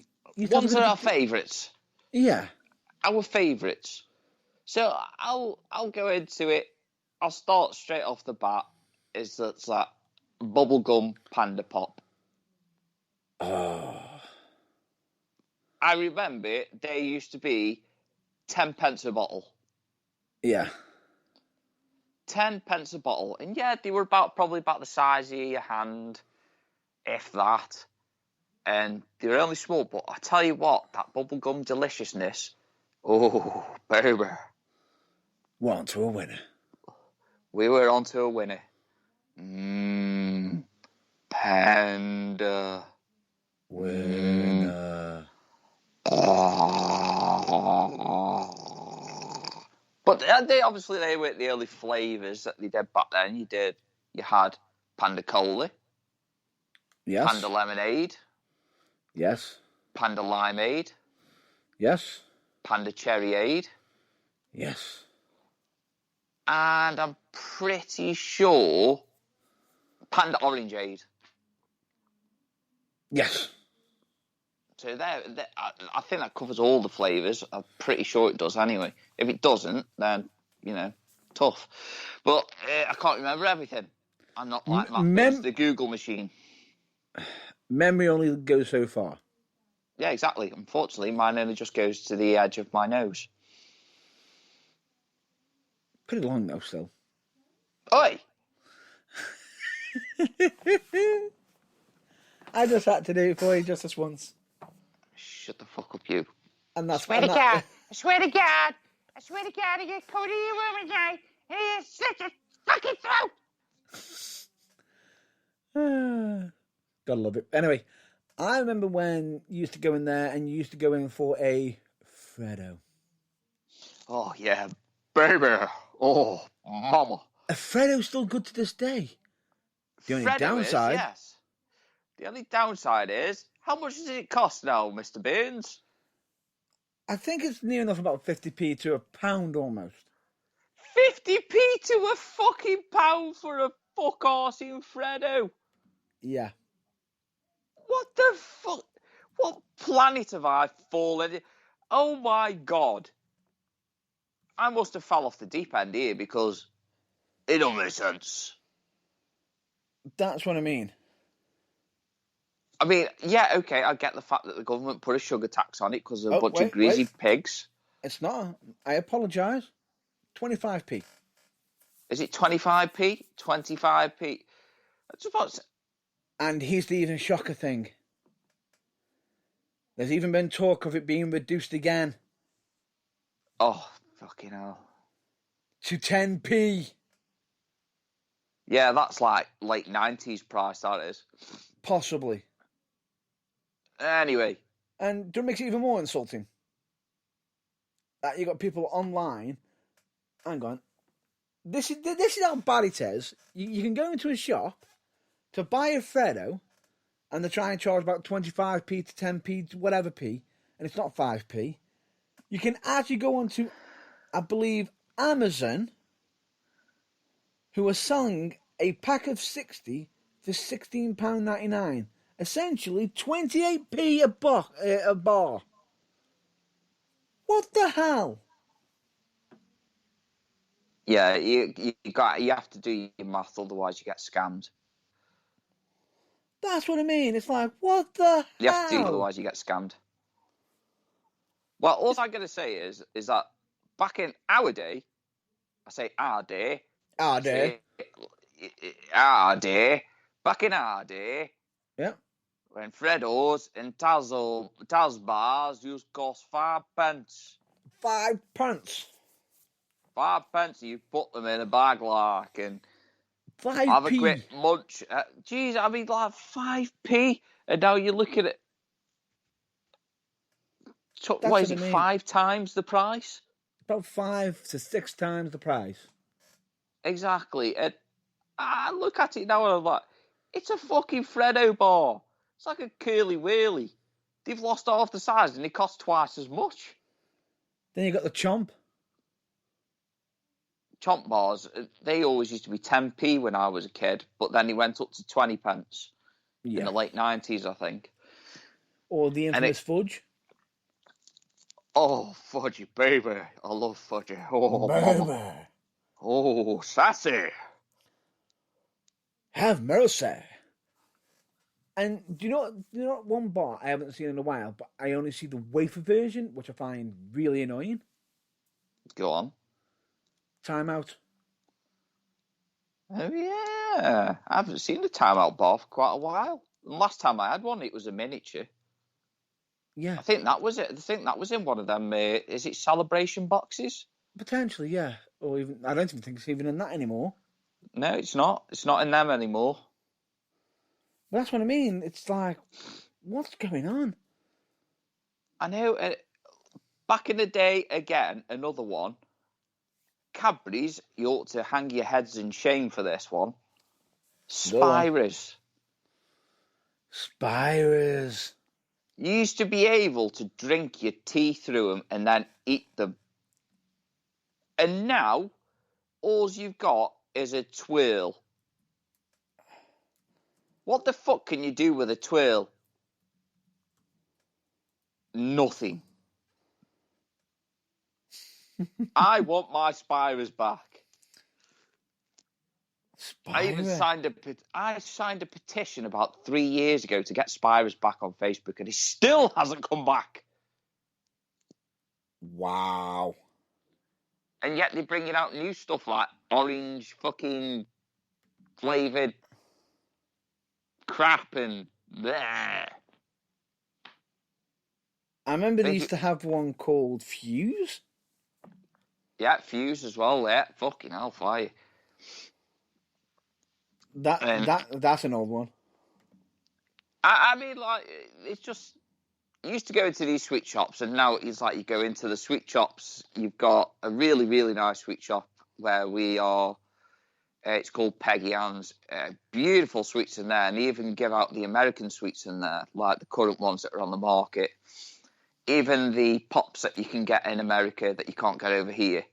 But they cost an arm and a leg. Yeah. And I always wanted to try a Baby Ruth. Wow. Always wanted to try one. Always wanted to try one. And I went into Peggy Ann's and I saw them on the shelf and I went, oh man, it just reminds me of Sloth out the Goonies. I was like, I just really want to buy one. So I can sit my daughter down and just go, Baby Ruth. And then she goes, eh? I took it to her head. So she goes,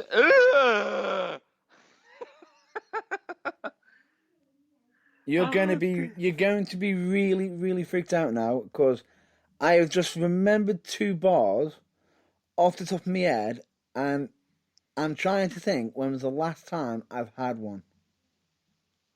Since your diabetes, never. Because here's one bar that I'm sure that will probably catch you off guard. Go on. Cadbury's Dream. Oh my God. Bloody hell.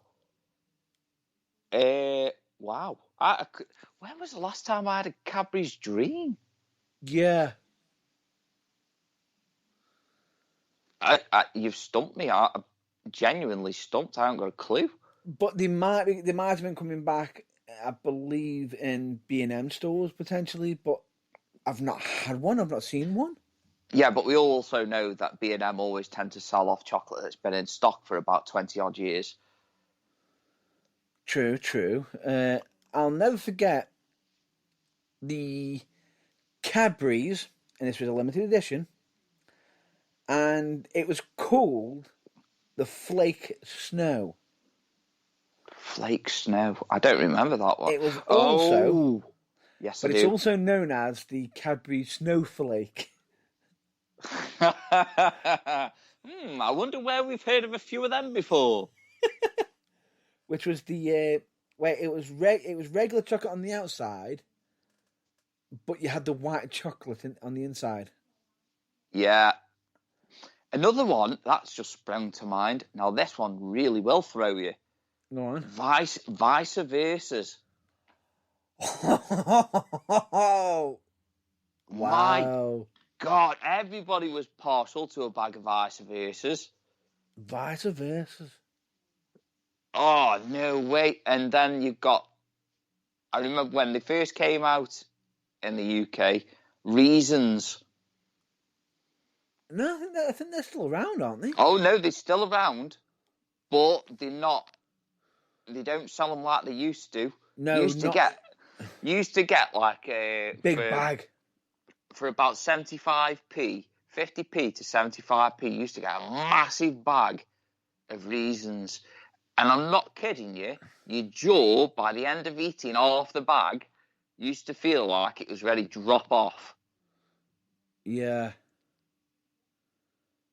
Wow. We are talking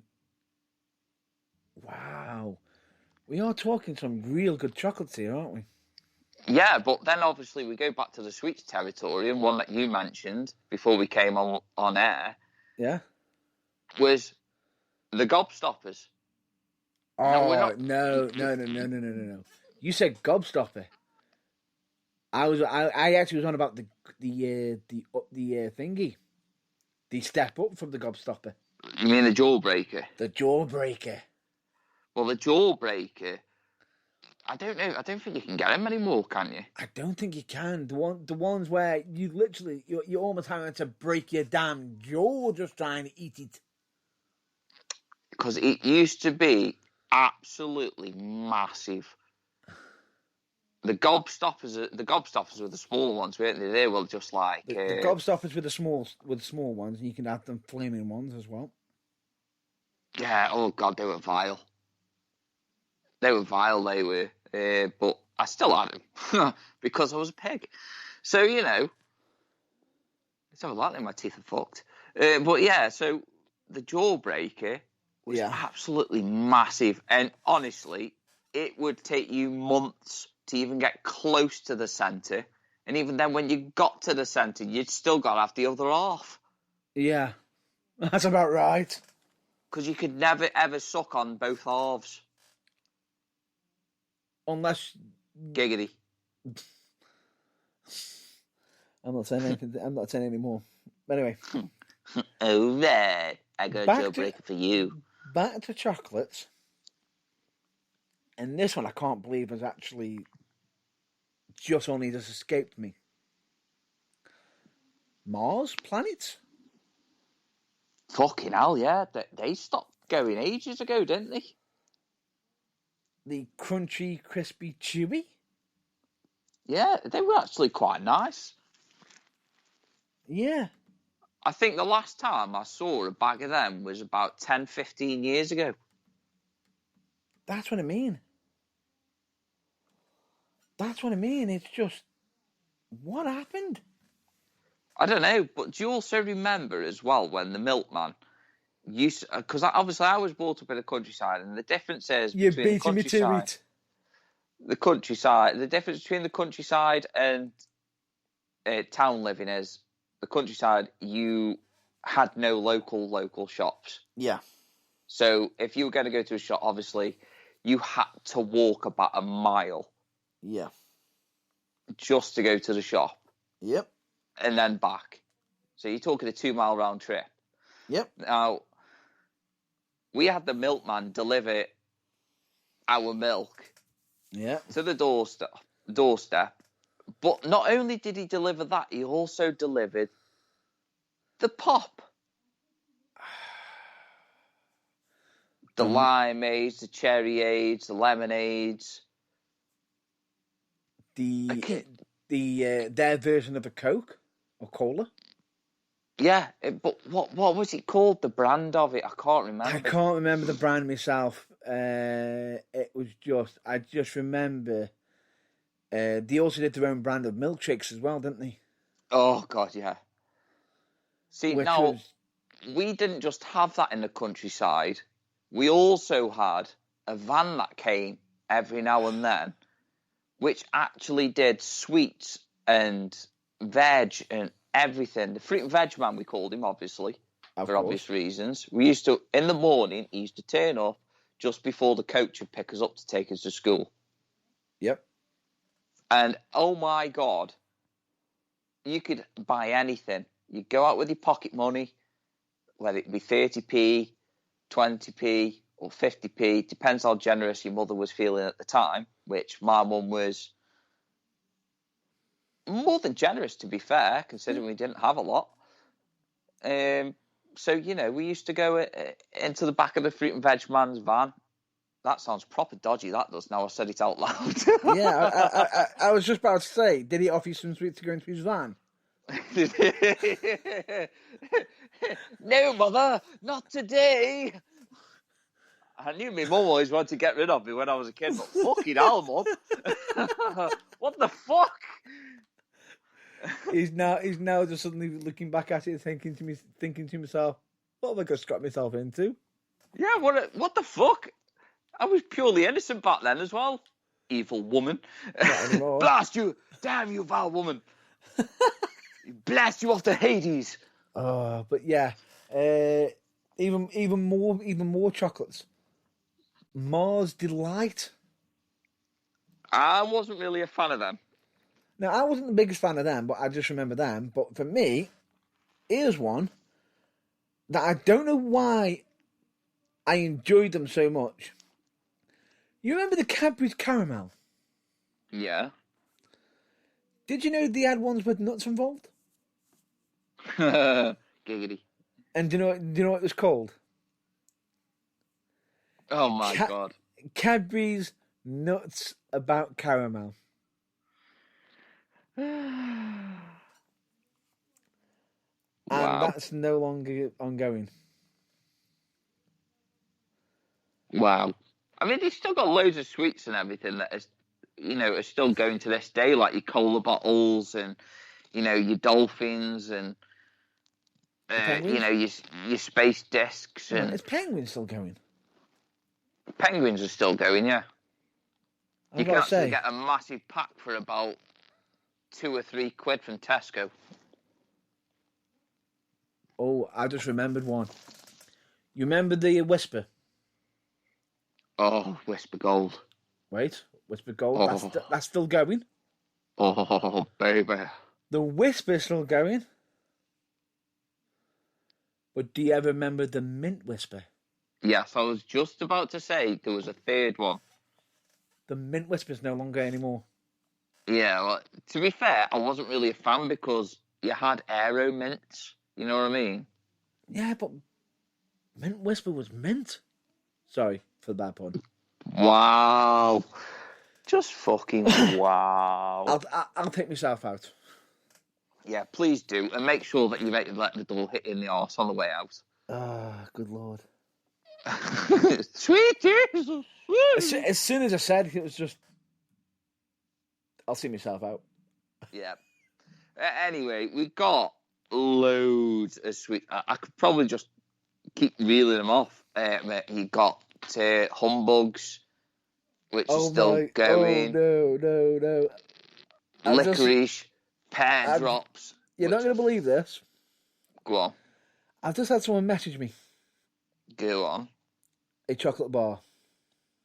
Go on. And this is what makes me laugh. And they might be showing their age. Possibly.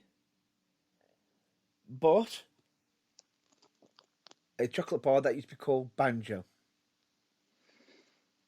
Banjo. Peanut flavour. Banjo. Banjo chocolate. Hang on a minute.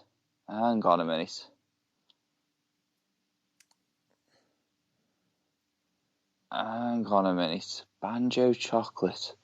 I'm going to have to look this up now because as soon as I see a picture of it, I'll probably remember. Go for it. I'm trying to picture it myself. Chocolate bar. I'm having to look this up. Why does that come up in my... What? I didn't even type that in. Why? Uh-oh. Ladies and gentlemen, I have just come across something that I find rather hilarious. Now, is this going to be something that we're going to be able to air? It is, yes. It's on Amazon at the moment. And it's not just the... really? Yeah, it's not. No, I'm just saying this. Really? Have you seen it?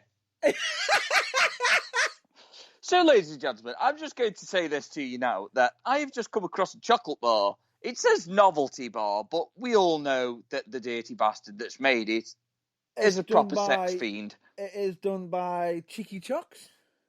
So, I know... Oh, I think somebody bought me something like that for Valentine's Day off Cheeky Chocks. I do believe. Wow. Oh, Banjo. There it is. Yeah, I remember the Banjo bar. Peanut Banjo. Yeah. Wow. That is fucking old. Who sent you that? Someone literally just sent it me just a second.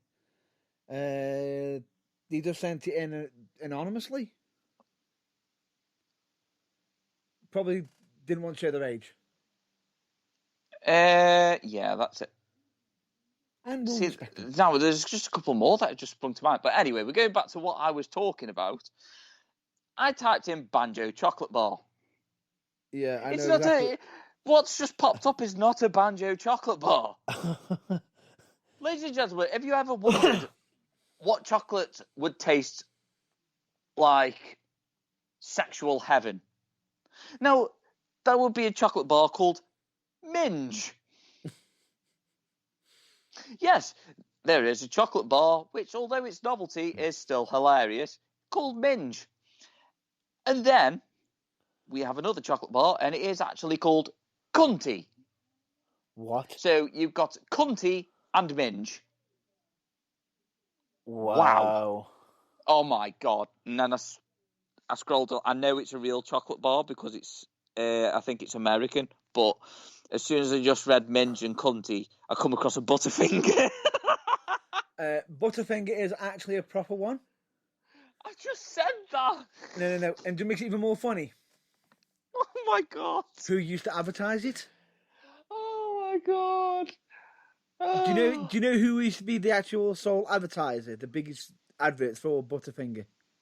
I don't know, but I still find it hilarious that you got Butterfinger straight after Minge and Cunty. How did you not laugh at that, you fucking imbecile? I'm finding it funny because what makes it even worse is the fact that the mascot for the Butterfinger for many years was Bart Simpson.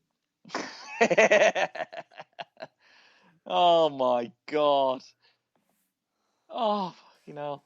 It's just crazy. It's crazy. Oh How did God. we just go from there? Oh, honestly, I have no idea. Oh my God. Go on. Guess what? What? Another one that we haven't had in years. Go on. Cadburys Fuse Bar. I mentioned Fuse, but we didn't actually talk about it. Oh, did you? Sorry. No, I mentioned it, but no. I'm glad you brought it up. The Fuse Bar was absolutely amazing. Yeah. And then there was another bar as well called The Secret. Nestle's Secret. You have to excuse me. I've got a bit of a secret? a secret in my throat. No. No. No. No. Then we Anyway. got the Texan. The Texan. Tofu. Tofu. Bloody Nori. Tofu. Wow. I remember there used to be a chocolate called the Carabana. Yeah. And then you've got this one that really will strike it with the older generation, because obviously it was probably way back in the 70s. A Rumba bar.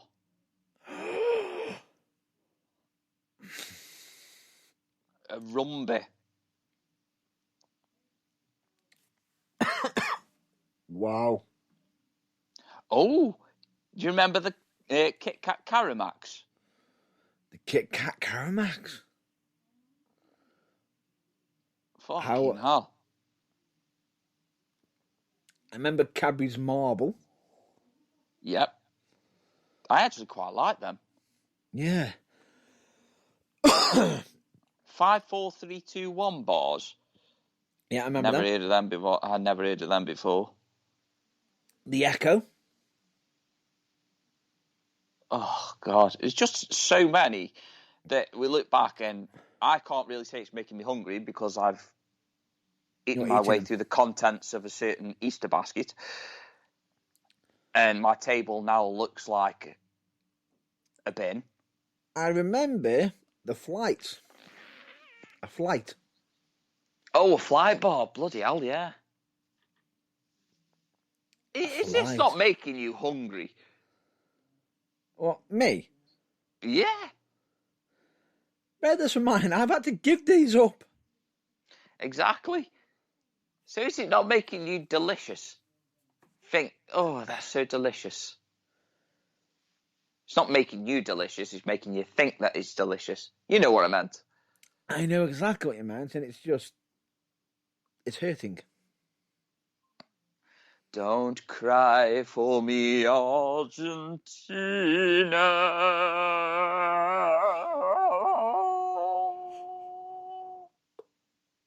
Well, yeah, there are so many chocolate bars, and bear this in mind, that even some of them are still around today, but under new names. Yeah, like Starburst. That used to be known as Opal Fruits. Opal Fruits. But yeah, I think that's going to be about as far as we're going to get on with this episode, as it has actually been longer than usual. Yeah, all because you kept talking bollocks. But then we had plenty of chocolate bars to talk about. Yeah, well, it kind of evened it out then, didn't it, really? That's fine. But on top of that, there's another reason why we've made this one an extra long one. Yeah, because it's a special day today. One, it's a special day. And the other reason being is next week's episode. Yeah. Unfortunately, we could do next week's episode, but then we are then hitting on WrestleMania in a way that it's just going to be a little bit difficult to be done, because next week, if we're doing it, we're going to be in the middle of WrestleMania. Yeah, I was just about to say, and we wouldn't really... It wouldn't feel right, because it's a 2-day event now. So we're looking at the first half of WrestleMania, and we're doing a show midway. So we thought that it makes sense. Makes sense. To make sense that we would either... No. So we would either... Well, we put it to the listeners, actually. Shall we do a show midway through WrestleMania, which is going to be really difficult because obviously I've got work commitments as well? Or shall we just try and do one in the week? Do you know what I'm going to say? Let's do one on Monday. Well, that would also be down to work restraints, but we'll see about Monday. Potentially, we can attempt Monday or Tuesday. Yeah. Tuesday, okay? Well, we'll announce it anyway on Facebook, or yeah. Well, what we'll do. We'll announce it on social media. Actually, you know what? I'll do one better. We'll have the episode out for Tuesday, the following Tuesday. Yeah. And my colleague will understand why I've just said that after we got off the air. Because doesn't it feel like a Tuesday? Doesn't it feel like a Tuesday? What does a Tuesday feel like? I don't know. What does it feel like? You I don't know. Grab around the air and feel what a Tuesday feels like. A Tuesday. Oh, silly me. Oh, we could always do a Why Wednesday. Ooh. Interesting. Well, mind you, no, that would fall in trap with... Oh, no, actually, no, it wouldn't. You see what I just done there, don't you? Yeah, okay, let's go for Why Wednesday. Why Wednesday? So we will remind everybody on social media, but it will be Why Wednesday. Yeah, exactly. There will be a reminder on next week's Sunday, next week, that we are not doing it live. We will be doing it on Why Wednesday. Yep. Or, and all will be revealed on that day. All will be revealed. But for now... I think for now we've covered all ground, covered all bases. We've had a bit of a tickle. I've trumped. You've not this week. I don't know why, but, you must be holding it in because you're dying. Although certain bikes have been in the vicinity. Yeah. Yeah, but anyway, all I'll just say is if you want to know who we're in support of, check out our links page and everything. We always recommend you check out local wrestling promotions, especially their social media. And if you can't find any local wrestling promotions, check out on Babyface Wrestling app, where they'll be able to highlight all your local wrestling promotions and be able to follow some wrestlers and promotions as well. We, of course, also recommend you check out the Burning Truth website, which is www.theburningtruthuk.com, where you can potentially go on there, do plenty on there. And I mean plenty. You can listen to the episodes, listen to interviews, listen to past interviews, listen to past reviews, check out certain blogs, and of course check out the links page. And of course, if you want to support us, what page can they go on to? If you want to support us, you can go onto the Burning Truth website and you can buy our merch. Buy our merch. Buy our merch, you mofos. In other words, the merchandise page, where there is some new t-shirts coming out on there shortly soon, and probably some more slogans.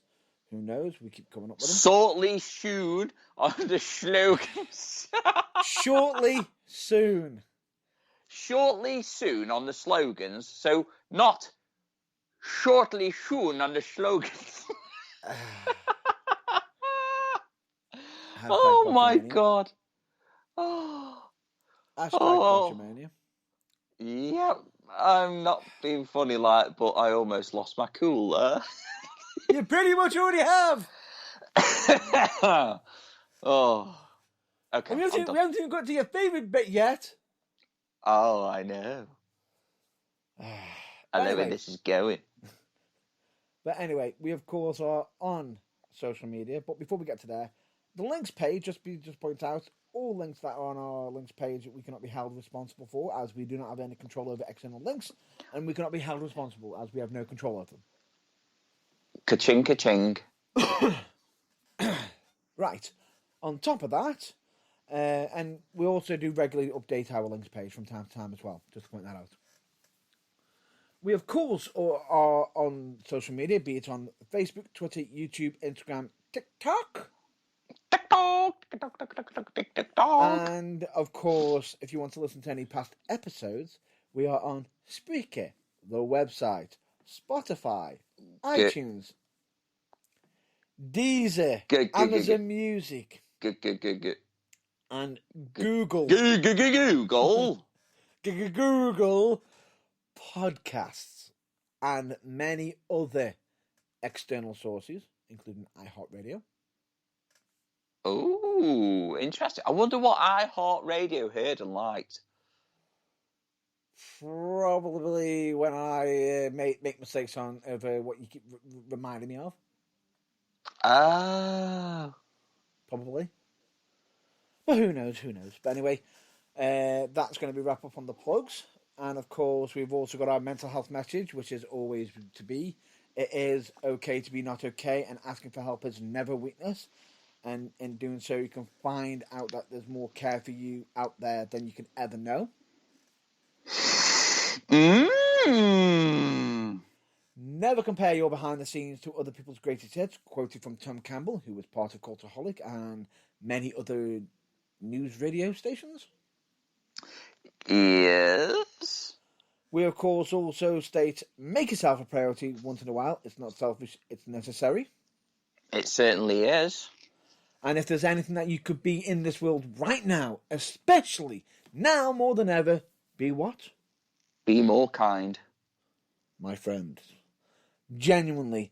And I've got to practice for this one. And what is the number one rule of Progress Wrestling and the Burning Truth? The number one rule would be, Matt Burns, that life throws many curveballs, but in doing so, don't be a dick. Don't be a dick. Don't be And a of dick. course, while you're not being a dick, and probably, being sad on people, not being sad on people, don't be sad. Yeah, like you're sad on me. I'm not sad on you. And You're if always sad on me. if you are being sad on people, get in the bin, you bag of dicks. Yeah, get in the bin with your bag of dicks, more like. Pretty much. And of course, more importantly, to quote the Wild Stallions and their colleagues, be excellent to each other. Bill and Ted. And of course, genuinely, thank you very much for listening in. We hope you all stay well and stay safe. And hopefully until the next episode of The Burning Truth, or the next TBT interview, which will be getting revealed on social media soon. Yes, revealed. Quite expressing. Of course. We, of course, always recommend you check out your local wrestling promotions, be it through their social media. And we also always recommend you to reach out to that family, that friend, that colleague, that person you haven't spoken to in a long, long while, because that one little bit of contact, either be a phone call, text message, writing, whatever, telegram, carrier pigeon, whatever, could end up actually helping make a difference. Carrier pigeon. I thought I'd just throw that in there. Yeah, I was just about to say, don't throw the pigeon in, though. No. And just make sure that Dastly and Motley aren't there either, because they'll be trying to catch it. Right, but anyway, point being is, I've been Matt Burns. I've been Elmo. Where have you been, Elmo? Elmo had samples today. So you've been having your eggs again? Yeah, love Good lad. eggs. I'm sure you do. But Anyway, I've been James Irvine. It has been a pleasure. It has been The Burning Truth, and of course, it has been emotional. And until next time, stay well, stay safe, and catch you later. Bye-bye.